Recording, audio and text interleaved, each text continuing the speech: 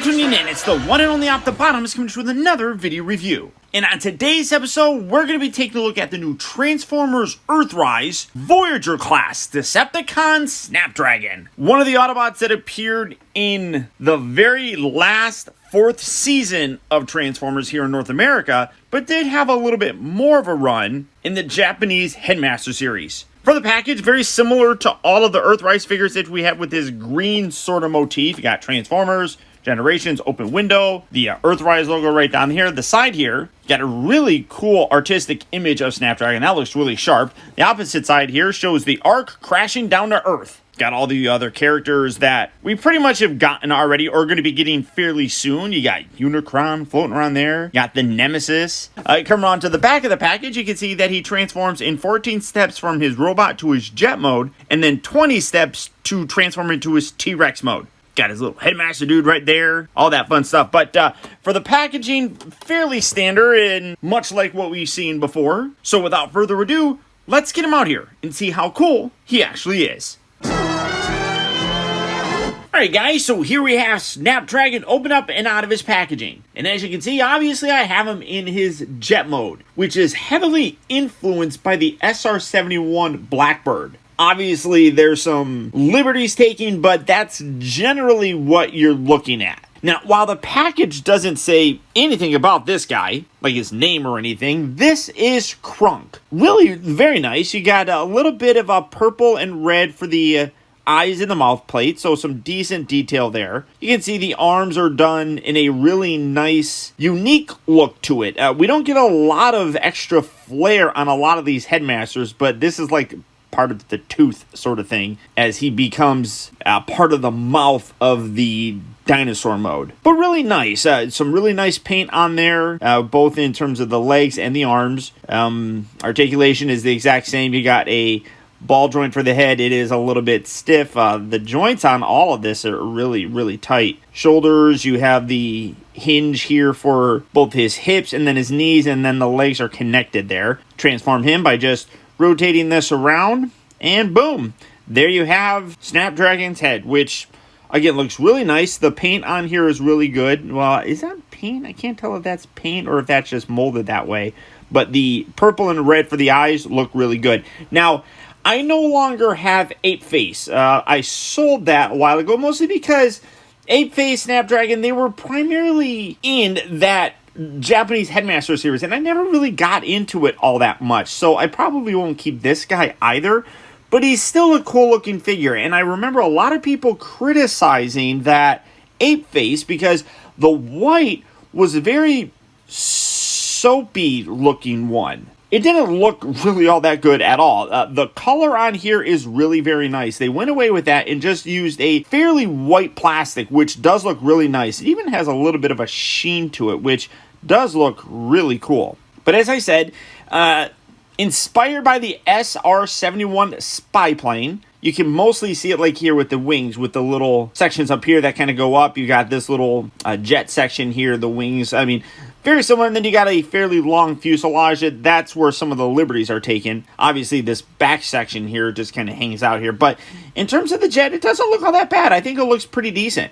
One thing I love is how they incorporated the cockpit. So it opens like that, which that's really very cool. And then you can see on the inside, they actually have the cockpit painted and nicely sculpted, both on the sides here and then right there in the front. I love the way that that looks. That's a really nice touch. Now you can take this guy and just straighten him out.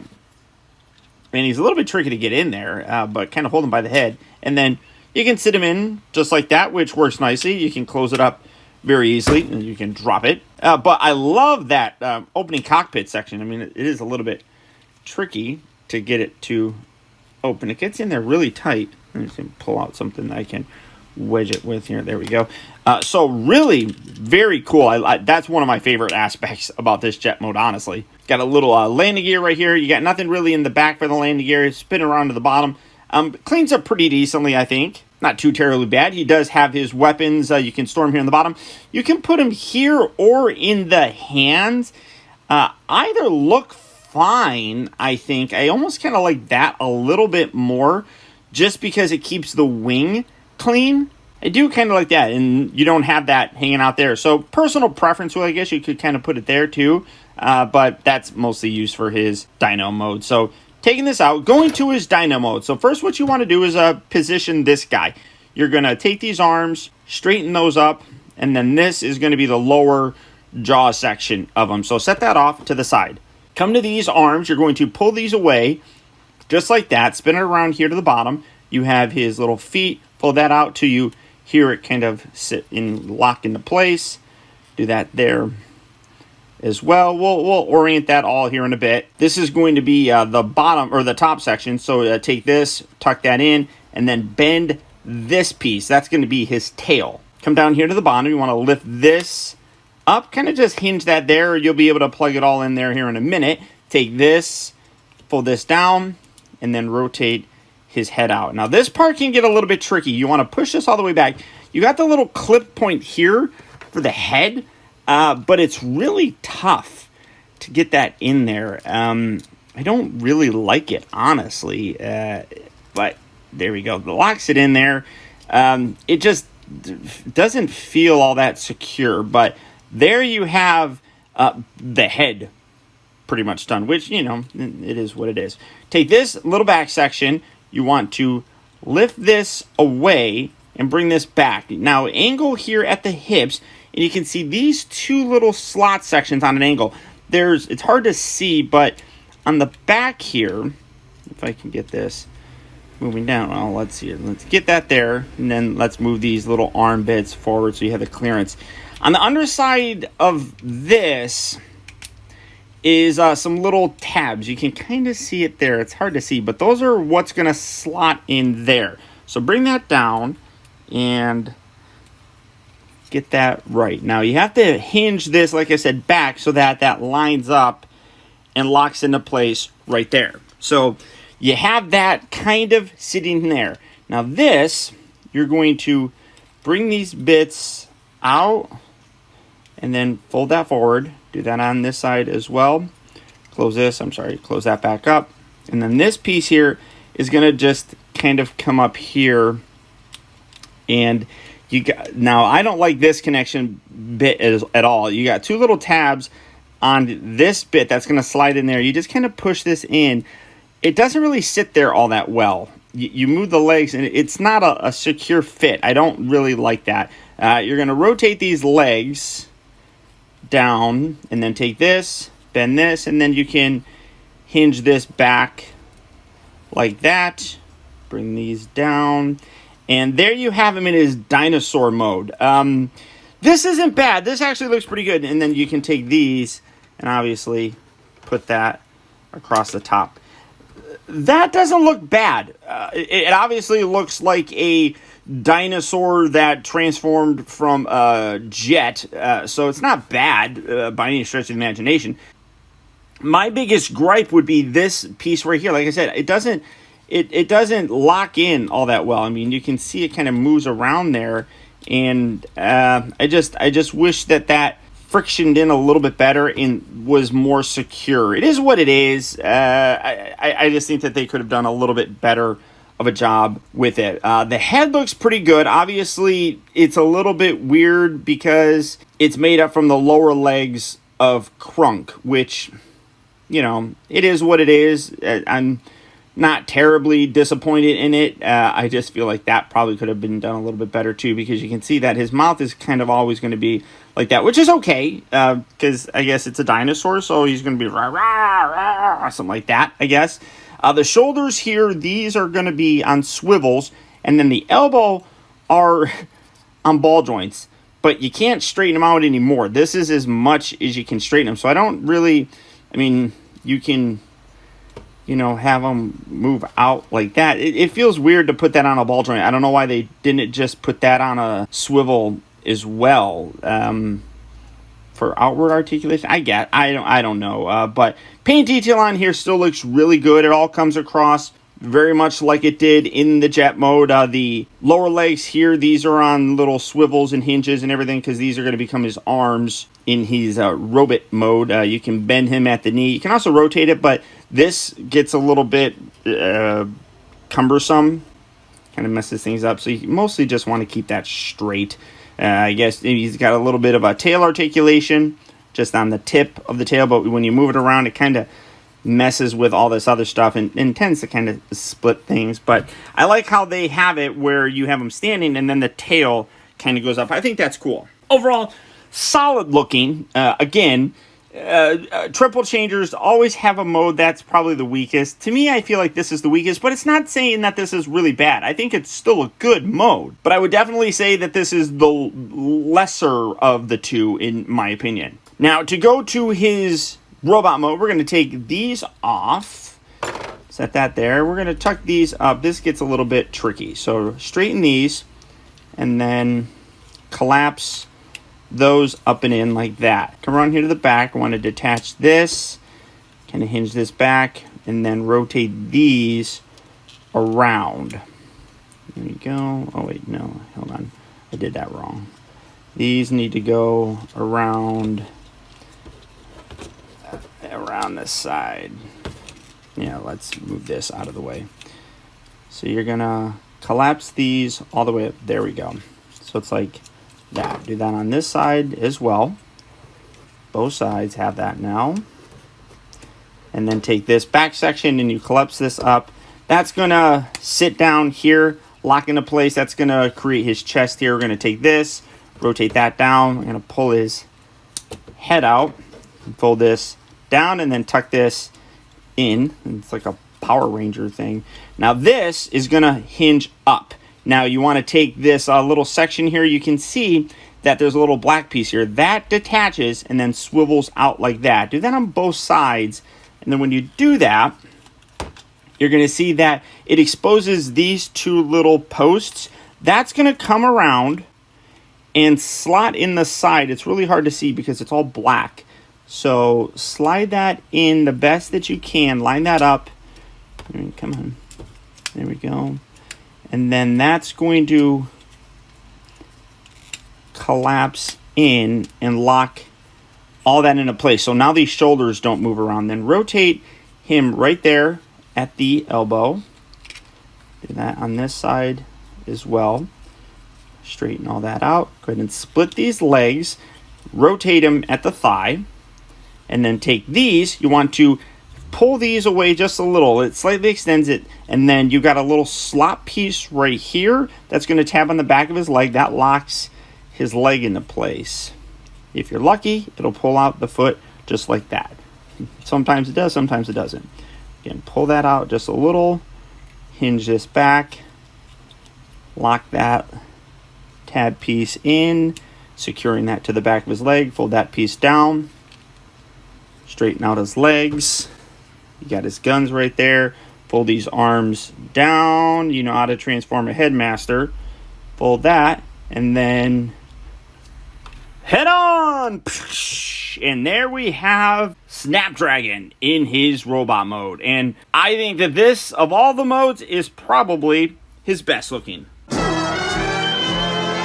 And this guy in his robot mode looks absolutely terrific. One of the things that I didn't like about Apeface was there seemed to be like a lot of extra stuff just hanging off of him. Snapdragon here doesn't really have that as bad. I do wish I still had him so I can do a comparison for you, but I'm sure most of you know what Apeface looks like to draw a comparison. This guy does look really very, very nice here in his robot mode. The joints are really super tight. Getting the guns in his hands also is a little bit tricky. These are very tight. Whether or not the handle is too big or the hole is too small, either way, it's really tight to get those in there. But he cleans up nicely. Some people have said that he's very boring looking. I don't really think so. I think that he has a really cool look to him. You got some really nice black and purple throughout the entire thing. Obviously, you get the white of the jet and everything. A couple extra little accents of this teal. Kind of, you got that with like the arm underneath there, the wing right there. Obviously, the little red bit here for Krunk's head. That's noticeable, but not terrible or anything. Nice Decepticon logos. Now, because Apeface was part of the Siege line, he did have that battle damage or paint on him. because Snapdragon here is part of Earthrise, and Earthrise isn't using that. He doesn't have any of that, so he has a little bit cleaner of a look, I think. But, I mean, he still has a really solid look to him, I feel. Really nice sculpted in detail. You can see some nice sculpt work here in his chest area. The entire thing has a lot of really nice sculpted in detail, which you can see like right here. While that's the bottom of his Dyno Mode, here in his robot mode, you can see it very nicely. I mean, they didn't need to put that there because it's the bottom of his foot, but because it's going to transform into his arm and make up his like forearm there, they went that extra step to put the detail in, which is nice. Again, great sculpted detail with his thighs, the waist and everything all looks really good. The shins down here look really nice with some sculpt work. I even like how the legs here clean up with how they got this one. I guess maybe you could put it like that. It just gives a little bit of flair to him. Honestly, that doesn't look terrible, but it kind of opens things up with the cockpit, so do what you want. The backpack here is fairly simplistic, I guess. You got the little peg hole right there that I guess if you wanted to, you can store the weapons. Whatever. Do whatever you want. It's your toy. But cool. I do really like him. Honestly, I like him more than I liked Apeface, which, as someone who's not a big Headmasters fan, neither here nor there. For his articulation, the head is on a swivel, a little bit of a wiggle waggle because of the looseness of that peg, I guess, but you can rotate his head. The shoulders here do move all the way around. It does get a little bit cumbersome with some pieces sticking out, but it's not terrible. You can move it out. I love how you got this extra bit that fills in that gap. I love it when they do that kind of stuff. They've been doing it a lot with like the ankles. It's nice to see that with the shoulder bits as well. Does rotate at the elbow, but again, very stiff on these joints. That's really quite nice to see. But again, when you're rotating things around, the way that some of it is, because you got these little pieces here, it does get a little bit cumbersome, again, when you're doing it. He does rotate at the waist. You can come down here to the hips. You got the, I don't even know what it's actually called. I think people call it a universal joint. But forward, back, in and out, rotation at the thigh. You got a nice bend here at the knee. The ankles, I guess you could kind of say move forward. Doesn't really help anything that much. And then you got some nice ankle tilt. One thing that I've noticed is that you got this little piece right here. I don't know why you need that. I never noticed that in the transformation or anything. So I don't know why he's got that. I'm going to have to take a look when I'm going through things. But overall, really nice. I do like him. He's a Voyager figure, so size-wise, he's going to scale with other Voyagers. I have the Siege Megatron right here. You can see how they scale together. He's definitely a little bit smaller of a Voyager, but I think obviously because he's a triple changer, they're fitting a lot of stuff in there that they don't necessarily have to do with Megatron. Plus, Megatron should be bigger anyhow, so it works okay for me. Now for his transformation back to his beast mode, we're going to bring out the feet just like that. Go ahead, take his head off, come down here to these. You want to extend these. Now, again, I'm going to fold this up. I wonder if that means anything. So, fold that there. I guess it really doesn't matter that much. I don't know why they have that little weird swivel section there. Because when you transform it, then you bring this piece around and bring all that back in. Having it out doesn't really do anything. You can't really have it out. So that's a weird thing to have there. And I don't get it. We're going to then rotate this and then connect these two bits or two halves just like so. Make sure that you give that a good solid push. You'll feel it kind of lock in right here at the tip. It's almost like a little mushroom peg right there. And you can bend that because obviously that's going to become his tail. Then we're going to rotate these around.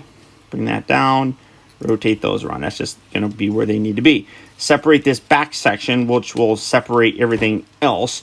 Take these, you're going to rotate these down, lock that down, rotate that around, lock that down. And then bring this all the way back like that. Kind of set that, well, kind of hold on to that. And pull this out, and you're going to rotate these bits out like so. Rotate that out just like so. And then take this. Again, you got the slots here that are on an angle that you need to tab in here. So bring this in, bring this all the way down. This does get a little tricky to get it hinged properly. So did I even do it? And right there, there we go. Lock that down. Can just keep these legs down here. Fold out this beast head, fold that all the way out, bring that back up. And then these, like I said, you hinge all this down, and I don't like this connection point. It just kind of sits there. It doesn't really, it's not a very sturdy kind of locking mechanism. Bring that there, bring that down, and then obviously you would take this and put that on there, but I'm not going to do it just because. There's this beast mode though, but you can go rar, so there's that. Again, if you want to, you can put those there, but I'm not going to waste my time with that. We're going to bring this down, tuck his head back and around, bring this up, get that kind of out of the way, bring this down, can hinge this all the way down. That's going to lock in, so straighten this, and then you got little tabs here that are going to lock on these pieces, so lock that down, or at least just put it there. Rotate these up and in, collapse that, rotate that like that, and then bring this down, and this will lock down just like so. Bring these bits around. You got a little tab and slot section on the inside here that's going to lock in with this. So line that up, put that in there, make sure that that right up there stays pushed in nicely. Do that on this side as well. Bring this around, lock that in there, make sure that stays up. Fold the wings down, make sure that they're kind of lined up as best as you can with this little bit right here. Keep this collapsed up and in. Come around here, take these little feet, tuck those, put them away. And again, I'm trying to see, there's no real reason to have that foot piece come out. I mean, really, why do you even need that to move? It serves no purpose.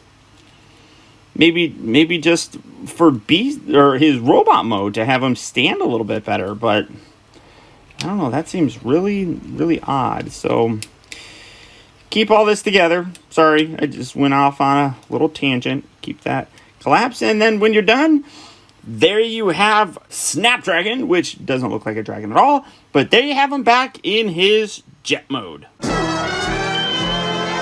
Now, while I don't have any real nostalgia or attachment to the Snapdragon character, I could say that the toy is still really very good. I feel like a lot of us reviewers don't just focus on the merits of the toy and sometimes allow like a personal bias to come in. So this is a nice refresher for me to just review the toy.